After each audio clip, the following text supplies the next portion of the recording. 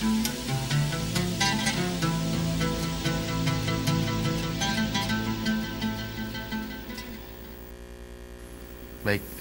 para pemirsa ACTV Allah muliakan, esok harus lebih baik, dan lebih baik itu juga harus ada indikator-indikatornya. Tadi juga sudah disebut, yaitu dengan melakukan perubahan-perubahan dari sisi pemahaman, akidah, dan juga sisi-sisi yang lain. Mungkin Ustaz menyampaikan kembali. Ya, para pemirsa yang dirahmati Allah SWT, yang pertama sekali harus kita ingat, ya. Jadi apa yang tadi kami sampaikan, bahwa memang itu harus dimulai dari akidah, ya, Akidah dari keimanan. dulu. Iya, Jadi betul. harus diluruskan dulu niatnya. Kenapa seperti itu? Dan apa namanya, bagaimana cara kemudian beriman yang benar, ya. Maka kalau kita lihat, mengutip kata-kata Imam Syafi'i, kewajiban pertama seorang mukallaf, kata beliau, adalah berfikir. Gitu. Jadi berbeda orang yang hijrah, orang yang berubah, orang yang memilih taat itu karena berfikir, dibanding dengan orang yang memilih taat dan berubah itu karena kepentingan. Itu berbeda. Orang yang memilih taat dan hijrah atau berubah itu karena berfikir, itu cenderung istiqomah karena dia berfikir. Tapi kalau karena interest, kepentingan tertentu, maka ketika kepentingan ini tercapai, terpenuhi, maka udah selesai. Ya. Nah, oleh karenanya harus diluruskan dulu bahwa kita beriman harus berfikir, karena berfikir, bukan karena ikut-ikutan, apalagi karena keturunan gitu. Ketika ditanya kenapa kamu Islam, ya, karena orang tua saya Islam. Kenapa orang tuamu Islam? Karena kakek nenek saya Islam. Kenapa? Karena orang tua kakek nenek saya Islam juga, nggak selesai gitu. Ya, padahal kata Imam Syafi'i, kita berislam, beriman kepada Allah dan hari kiamat itu harus karena berfikir. Gitu. Artinya apa? Artinya kita meyakini bahwa memang itu keberadaan Allah, kebenaran bahwa Al-Quran itu berasal dari Allah, kebenaran bahwa Nabi Muhammad SAW Rasulullah yang diberikan wahyu, kemudian kebenaran tentang hari kiamat dan hal-hal gaib yang lain, itu semua bisa difikirkan, ya, masuk akal gitu, ya. Jadi bisa dibuktikan. Bahkan ada satu ungkapan, Ustaz, ya, disebutkan izdan aqlan tazdad ila rabbika qurban.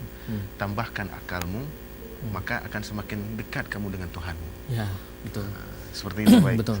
Bahkan di dalam banyak ayat itu Allah sebutkan kan, inna fi khalqis samawati wal ardh.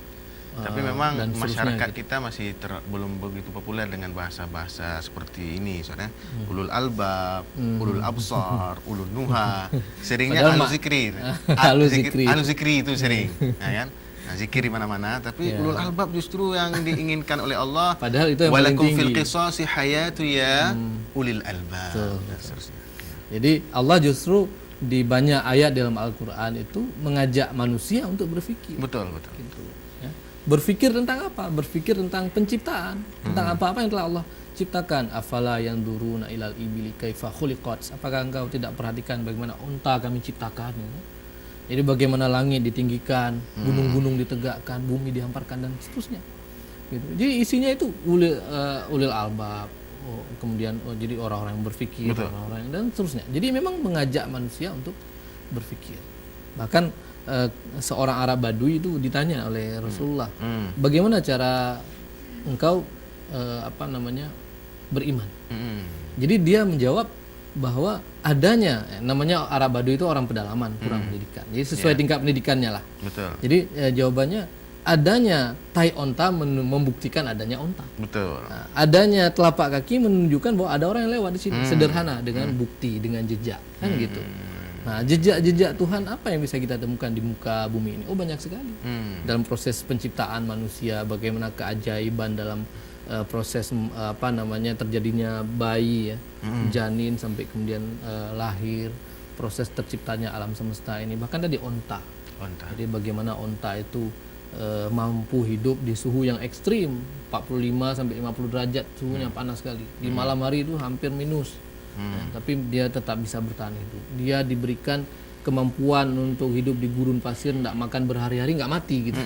Kalau kita mungkin udah tumbang duluan. Betul. Onta ternyata diberikan punuk, tempat menyimpan makanan. Jadi dia makan banyak, Kemudian ketika dia lapar dia keluarin sedikit makanan dan sedikit minum. Dan makanan onta tidak ada kita temukan rumput di sana. Hijau-hijauan itu tidak ada. Jadi makanan onta itu semak belukar berduri. Dan tidak pernah kemudian kita temukan onta itu sakit gigi ataupun rusak perutnya karena makanan yang seperti itu. Karena memang mulai dari mulut sampai alat pencernaan di dalam perutnya itu diberikan kemampuan untuk mencerna duri dan juga makanan begitu keras seperti itu. Matanya nggak pernah kemudian memasukkan pasir, walaupun di Arab itu sering badai pasir kan. Masya Allah. Ternyata kelopak matanya tebal, sehingga bisa mencegah, dia berlapis-lapis bisa mencegah pasir masuk ke dalam matanya. Dan banyak hal lagi keajaiban, keunikan dari seekor onta. Pertanyaannya, apakah mungkin nenek moyang onta mendesain keturunannya sedemikian rupa supaya onta ini bisa survive di gurun pasir gitu kan? Kan enggak mungkin. Kenapa enggak mungkin? Pertanyaannya sederhana. Onta dari dulu sampai sekarang hidup berabad-abad di Arab, mati di Arab, besar di Arab, tapi tidak bisa berbahasa Arab. Artinya apa? Artinya bukan karena nenek moyangnya yang hebat, yang mendesain keturunannya sedemikian rupa, tapi karena memang ada zat yang maha menciptakan, zat yang maha mengatur dan telah menciptakan onta dan apapun yang ada di alam semesta ini, sehingga semua terjadi dengan keteraturan yang sempurna. Betul. Yang luar biasa. Nggak pernah kan kemudian burung tabrakan sama pesawat terbang ataupun bumi tabrakan dengan benda-benda lain di alam semesta yang ukurannya lebih gede. Kalau tabrakan misalnya dengan matahari, kesedot dengan matahari, udah selesai kan. Tapi ternyata jaraknya itu tetap terjaga itu dengan gravitasi yang stabil, yang sama selama berabad-abad, bahkan mungkin jutaan tahun. Nah, ini semua siapa yang menciptakan, yang memberikan pengaturan yang sempurna seperti itu? Nggak mungkin dan manusia mampu mengaturnya, atau nggak mungkin juga seperti kata orang sosialis komunis itu terjadi sendirinya gitu. Kayak orang Eropa mengenal Tuhan seperti pembuat jam kata mereka. Jadi pembuat jam itu kan, pembuat arloji itu mereka menciptakan arloji, kemudian mengatur waktunya, kemudian udah jalan sendiri kayak gitu. Nah, pertanyaannya apa mungkin alam semesta yang begitu luas dan rumit ini kemudian setelah diciptakan dibiarinnya jalan sendiri kayak gitu seperti jam kan? Ada yang menciptakan, ada yang mengatur. Ini Allah Subhanahu wa taala. Nah, itu yang kemudian harus kita bangun. Kesadaran itulah yang harus kita bangun. Nah, dari kesadaran itu, dari pemahaman yang benar seperti itu, maka insya Allah akan menunjuki kita, akan membuat kita semakin yakin bahwa Allah itu yang Maha Pencipta. Dan satu-satunya jalan supaya kita kemudian mengenal Allah dengan berpikir, dengan memperhatikan apa yang Allah ciptakan. Itu yang pertama. Yang kedua, Al-Quran. Al-Quran kalamullah tentu harus kita buktikan. Ya, Al-Quran berbahasa Arab. Ya, tapi apakah ada kemungkinan orang Arab yang membuat Al-Quran? Nah, kalau kita lihat kemungkinan yang pertama, Al-Quran dibuat oleh orang Arab. Ternyata di dalam surat Al-Baqarah ayat 23, surat kedua ayat 23, di situ Allah sebutkan wa in kuntum fi raibim mimma nazzalna ala abdina fa'tu bi suratim min misli. Jadi kalau kalian meragukan, ya mereka meragukan tentang Al-Quran ini yang kami turunkan kepada hamba kami Muhammad, maka fa'tu bi suratim min misli. Datangkan satu surat saja. Semisal Al-Quran, kalau emang mampu. Ternyata sampai hari ini tidak ada satupun orang Arab yang jago syair itu untuk membuat semisal Al-Quran. Bahkan dia tantang oleh Allah, wad'u syuhada'akum min dunillahi in kuntum shadiqin. Dan datangkan penolong-penolong kalian selain Allah. Jadi datangkan jin, datangkan genderuwo, semua lah itu, iblis lah, itu semua hadirkan yang jago-jago bisa bikin semisal Al-Quran. Sampai hari ini tidak ada yang bisa bikin. Artinya apa? Kalau orang Arab yang buat, nggak mungkin menantang bangsanya sendiri sedemikian rupa gitu. Ya, sehingga tertolak kemungkinan bahwa Al-Quran dibuatan orang Arab. Kemungkinan yang kedua bahwa Al-Quran buatan Nabi Muhammad SAW juga tertolak. Kenapa? Karena Nabi sendiri mengakui hadza kalamullah. Ini adalah perkataan Allah gitu. Di banyak ayat juga ketika ayatnya turun, Rasul menjelaskan dengan bahasa beliau, para sahabat bisa ngebedain yang mana ayat Al-Quran, yang mana bukan. Dan juga karena tantangan tadi untuk semua orang Arab termasuk Nabi Muhammad. Dan Nabi Muhammad sendiri juga orang Arab, nggak mampu membuat Al-Quran. Sehingga kemungkinan yang kedua Al-Quran berasal dari Nabi Muhammad juga kemungkinan yang batil, tertolak. Nah, kemungkinan satu-satunya yang benar bahwa Al-Quran adalah kalamullah, perkataan Allah yang menjadi wahyu bagi orang yang membawanya. Yang membawanya adalah Rasulullah, Nabi Muhammad SAW. Sehingga beliaulah Rasul yang membawa wahyu. Dan Al-Quran mengandung petunjuk, ya, the way of life, ya, menjadi petunjuk bagaimana menjalani kehidupan dunia ini. Jadi kalau kita ingin selamat, maka ambillah petunjuk dari Al-Quran, ya, gitu. Jadi kalau ada orang yang menolak hadis dengan alasan bahwa Al-Quran hadis tidak dibukukan seperti Al-Quran, justru Al-Quran lah yang mengklaim bahwa hadis itu bagian dari dalil. Jadi kalau ada yang menolak hadis itu bisa jatuh kafir. Jadi dua-duanya Al-Quran dan Sunnah itu adalah pedoman kehidupan manusia. Jadi termasuk ayat yang pertama tadi disampaikan. Ya, itu ayat salah satunya bagaimana Al-Quran mengakui bahwa apa yang dilakukan oleh Rasulullah itu adalah semua dalil. Iya. Nah, oleh karena itu para pemirsa yang dirahmati Allah Subhanahu wa taala,